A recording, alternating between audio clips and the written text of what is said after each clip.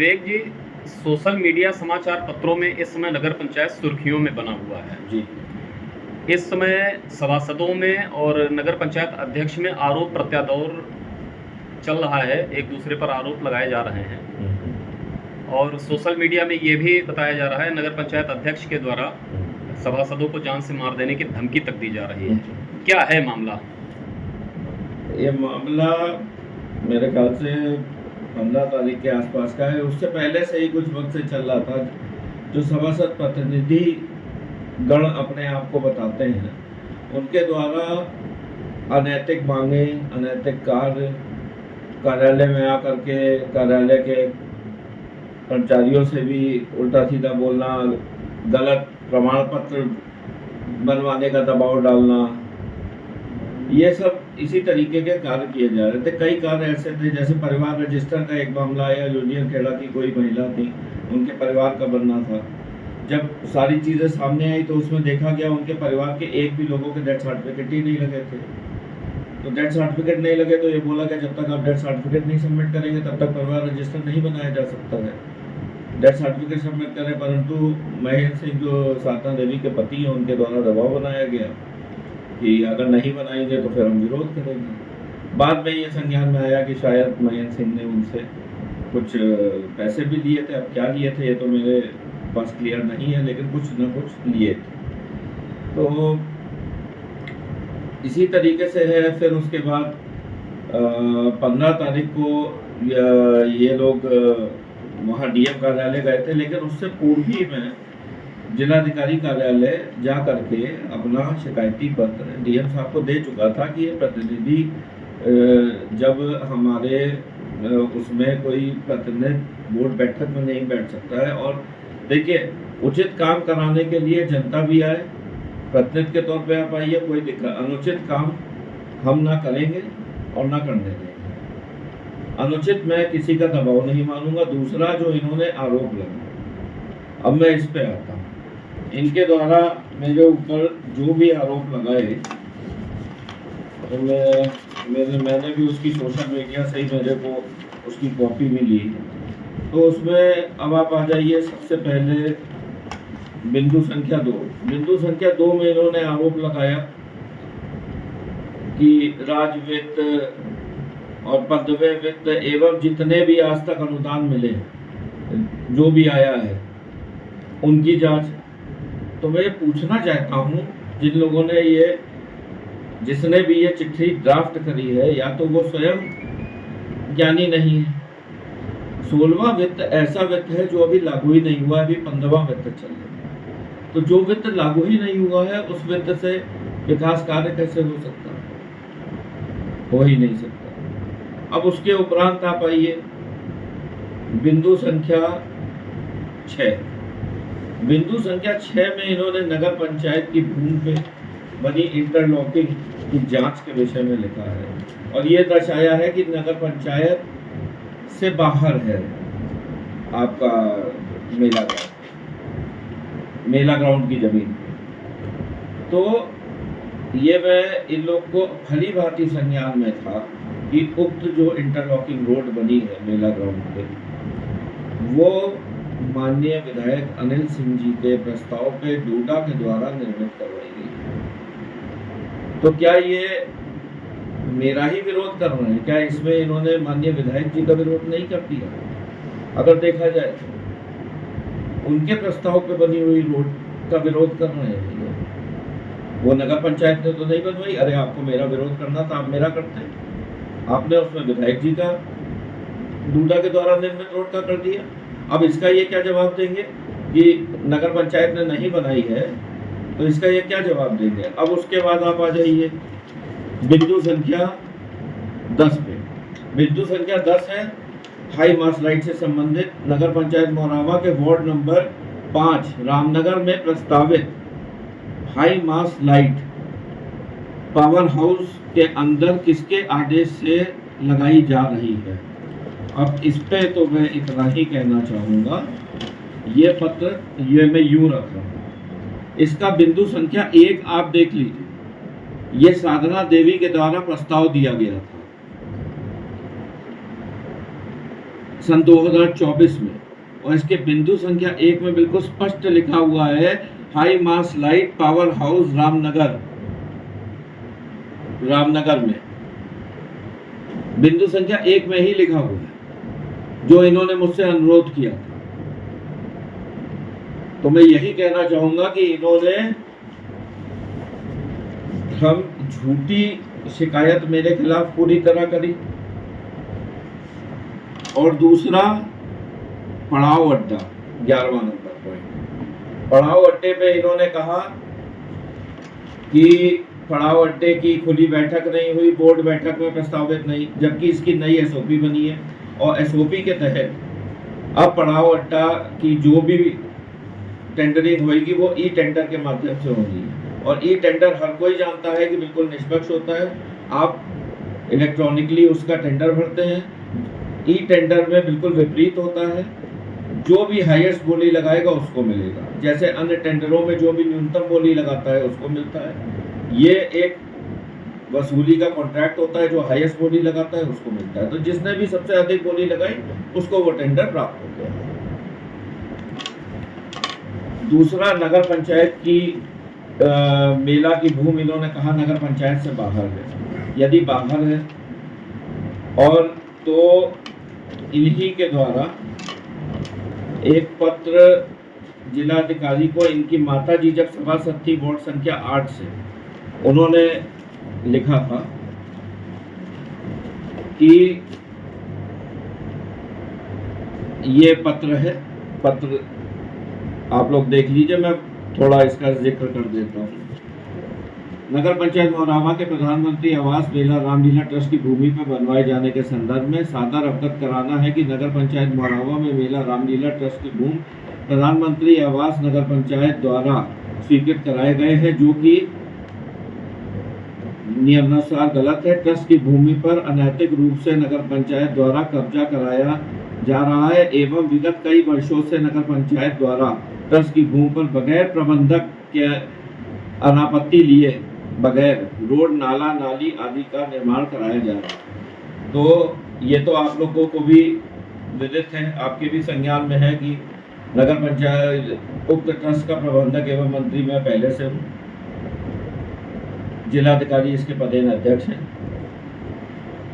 तो जब उस समय इनकी माताजी द्वारा पत्र भेजा गया तो उसमें केवल अनापत्ति की बात आई। तो आज अगर विकास कार्य होंगे तो मैं स्वयं प्रबंधक हूँ उसका, और आज चेयरमैन भी मैं ही हूँ। तो जब चेयरमैन भी मैं ही हूँ, प्रबंधक भी मैं ही हूँ, तो अनापत्ति तो मुझी को देनी है ना, तो वो तो मैं दे ही दूंगा। और विकास कार्य के लिए मैं सदैव अनापत्तियाँ देता रहूँगा। यदि मेरी पर्सनल भूमि पे, पूर्व में भी मैंने उस अपनी ही भूमि से तो 15 बीघा जमीन हॉस्पिटल के लिए दी है,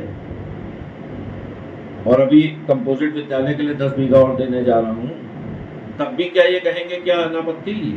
अरे मैं तो देने ही जा रहा हूँ। तो इसमें अब इसके अतिरिक्त अगर आप कुछ पूछना चाहिए तो हाँ, एक प्रश्न है।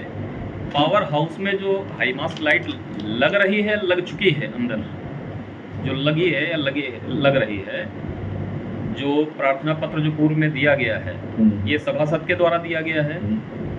तो जब भ्रम की स्थिति है तो इस पर अब तक आपके द्वारा क्या कार्यवाही हुई है? भ्रम में मतलब नगर पंचायत को भ्रम में डाल करके, यदि वो पहले प्रार्थना पत्र दिए हैं ना लगाने के लिए, आज लग रही है, उन्हीं के प्रार्थना पत्र पर जो आज शिकायत कर रहे हैं, उन्हीं के उसमें शिकायत पर, तो इस पर नगर पंचायत ने जब हकीकत की पड़ताल करी तो इस पर क्या कार्यवाही अब तक हुई है? दूसरा ये जो शशि सभासद हैं जो पूर्व में मेला ग्राउंड को लेकर के जो प्रार्थना पत्र दिया था, क्या उस समय कई साल पहले, कई तारीख के? ये 15/2/2020। अच्छा, 2020 जी। चेयरमैन कौन थे तब? तब 15/2/2020 मेरे ख्याल से सियावती शुक्ला थी। अच्छा, उस समय नाली नाला खड़ंजे का निर्माण उस समय हुआ था? हाँ बिल्कुल हुए होंगे। हाँ, तो विकास कार्य जब आज हुआ है तो शिकायत ये एक प्रार्थना पत्र इनका वो है कि जिन्होंने अनापत्ति प्रमाण पत्र मांगा था, आज ये, तो इस पर क्या जवाब देंगे इन दोनों पर? अब ये तो आप उन्हीं से पूछिए जा करके, जो उन्होंने इतना महान कार्य किया है प्रिया सेठ जी ने, प्रिया सेठ जी भी शिकायतकर्ताओं वाले जो ग्रुप था उनमें गई थी। तो ये तो आप उन्हीं से पूछिए पूर्व में उनकी। और एक बहुत अच्छा विषय है, इसी लेटर में प्रिया सेठ के भी दस्तखत हैं। प्रिया सेठ के भी दस्तखत हैं इसमें। आज जो आपत्ति कर रहे हैं जी, कल के प्रार्थना पत्र में इनका जो है दस्तखत है। आज जो हाँ जो ये लोग ये आपत्ति करने गए हैं। और ये दस्तखत क्यों है ये भी बता देता हूँ। लोक आयुक्त में जब इन्होंने शिकायत करी थी सियावती शुक्ला जी के खिलाफ, तो ये उसकी कॉपी है जो मेरे पास भी है, उसी से मेरे को ये प्राप्त हुई है। लोकायुक्त में शिकायत भ्रष्टाचार के सिलसिले में की। प्रिया सेठ ने सियावती जी के खिलाफ। अच्छा, इसमें प्रिया सेठ के हस्बैंड का नाम आ रहा है जी कि ये जो है शिकायत करने, ये कौन से हैसियत से शिकायत करने गए थे? देखिए, मुख्य रूप से इस पूरी घटनाक्रम के सूत्रधार अंकित सेठ ही हैं। सबको भड़काने में उनका हाथ रहा है। ये KMTN में बाबू की नौकरी करते हैं इंटर कॉलेज में, और इनके पिताजी पहले यहाँ पे शायद लैब में थे, लैब अटेंडेंट या ऐसे कुछ थे। उनकी मृत्यु ड्यूटी के दौरान जब हुई थी तो इनको मृत आश्रित में इन्होंने वहाँ नौकरी पाई थी। और एक चीज़ और क्लियर कर दूँ, सेठ होने का मतलब यह नहीं कि यह तालुकेदार परिवार से है। इनका तालुकेदार परिवार से कोई लेना देना नहीं है। अतः मैं आज आपके माध्यम से क्लियर कर दे रहा हूँ कि इनका मेरे से कोई लेना देना नहीं है, ना ही ये तालुकेदार परिवार के हैं। सेठ दुनिया में बहुत हैं, हर सेठ तालुकेदार नहीं है। और रही हाई मास लाइट, हाँ, हाई मास लाइट का आपने क्या बिंदु पूछा था? पावर हाउस में हाई लाइट जो लग रही है, हाई मास लाइट जो लग रही है, वो अनर्गल बताया जा रहा है कि हाँ, पावर हाउस के अंदर लाइट। इसके लिए तो मैं यही कहूँगा, मैंने आपको ये पत्र दिखा दिया है जो इन्होंने ही प्रस्ताव दिया था, और ये सारी चीज़ें अभी जिलाधिकारी के पास जाएंगी जो इन्होंने झूठा शिकायती पत्र दिया। इसमें कई बिंदु तो मैंने आपको ऐसे ही गिना दिए, तो तब देखेंगे कि क्या कार्रवाई होती है इनके ऊपर। चेयरमैन जी, अमरनाथ सभासद वर्सेस अवस्थी, जो ये सभासदी अमरनाथ सभासद को ये जबरदस्ती लेके गए, और तो क्या ये क्रम आपकी नज़रों में कैसा चल रहा है? हाँ, ये एक नया घटनाक्रम इसमें जुड़ा जब अमरनाथ जी को ये उस दिन ज़बरदस्ती ले गए थे ये लोग। उन्होंने आ करके कई लोगों के माध्यम से बताया, जब उन्होंने थाने में इसकी शिकायत भी करी है, और उसमें कुलदीप अवस्थी मुख्य रूप से इसके किरदार में रहे हैं, इनको ज़बरदस्ती लेके जाने में वो रहे हैं। और शायद 3-4 नाम उन्होंने दिए, आज अखबार के माध्यम से मैंने भी पढ़ा है। अखबार में उसमें 3-4 लोगों का नाम लिखा हुआ है।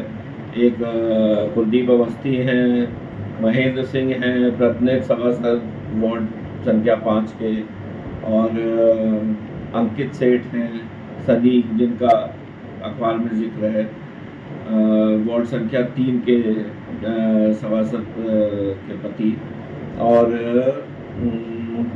शायद वार्ड संख्या 10 पंकज लोधी। इन 4 लोगों का नाम इन्होंने शिकायती पत्र में दिया, और मैं इसको पूरी तरह गलत मानता हूँ। देखिए, किसी पे जोर दबाव करके आप उसको किसी के खिलाफ अनैतिक झूठे आरोप लगाना बिल्कुल भी सही नहीं मानता हूँ, और मैं इसके खिलाफ बिल्कुल कार्रवाई करूँगा। और अगर मुझे इनके ऊपर मानहानि तक करनी पड़ी, क्योंकि इन्होंने मेरे मान मर्यादा प्रतिष्ठा पे जो ठेस पहुँचाई है, जो कि मैंने आज तक गलत नहीं किया है, तो मैं इनको छोड़ूंगा नहीं, मैं इनको कोर्ट के दरवाजे तक खींच के लेके जाऊंगा। सुनने में ये भी आ रहा है कि इनका लेटर पैड, इनकी मुहर इनके पास है और सभासद जी के पास कुछ नहीं है। हाँ, तो ये घटनाक्रम में एक बहुत बड़ा उतार चढ़ाव हो सकता है। हाँ, तो मेरे ख्याल से अमरनाथ जी ने ये बात अब उनसे हटा करके प्रणव शुक्ला जी हैं, क्योंकि वो पढ़े लिखे नहीं हैं और सीधा व्यक्ति है बहुत ज़्यादा अमरनाथ, तो उन्होंने प्रणव शुक्ला को शायद बोला है कि आप मेरा लिखा पढ़ी का सारा कार्य देख लीजिए। तो मेरे यहाँ भी वो लेके आए थे उनको कि भैया ये देखेंगे मेरा कार्य, मेरा कुलदीप से कोई लेना देना नहीं है, कुलदीप मुझे धमकी वमकी दे रहे हैं, जो उसने बताया। मैंने कहा तुम कार्य करो, बाकी प्रणव उनकी सहायता करेंगे, और जो भी लिखा पढ़ी का कार्य है अगर प्रणव उनका करेंगे कोई दिक्कत नहीं। बाकी बोर्ड बैठक वगैरह में उनको स्वयं ही प्रतिभाग करना पड़ेगा, जो नियम के तहत है, जो मैं जिलाधिकारी जी को रिटन में देख रहा है। विवेक जी, शिकायतकर्ता जो हैं उनमें से 3 जो हैं वो भाजपा के कार्यकर्ता हैं। कौन? एक, जहाँ तक मेरी जानकारी है, एक तो पंकज लोधी जी और दूसरे महेंद्र जी, और जो जिनका भी अवस्थी जी का नाम लिया, क्योंकि वो फ्रंट पे नहीं आए।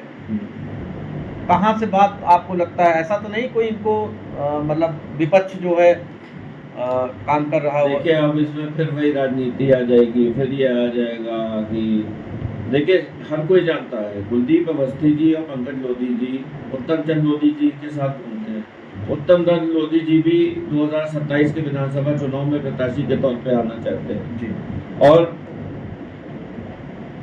माननीय हमारे जो विधायक, हमारे बड़े भाई अनिल सिंह जी के विरुद्ध ये लोग हमेशा बोलते रहते हैं, ये सबको विदित है, पूरे जनता को पता है कि ये उनको बोलते रहते हैं। अब मन गढ़ंत कहानियां बना लेना, ये बोलना कि मैं उनको प्रताड़ित कर रहा हूँ, तो भैया मैंने उन्हें किस ढंग से प्रताड़ित किया? अगर अब जैसे मुझे पता लगा कि उनका घर का कनेक्शन कट गया, 80,000 जिसका बिजली का बिल बकाया, उसका कनेक्शन कटेगा नहीं तो क्या होगा? अपना बिल जमा करें, उनका जुड़ जाएगा, इसमें कौन सी बहुत बड़ी चीज़ है?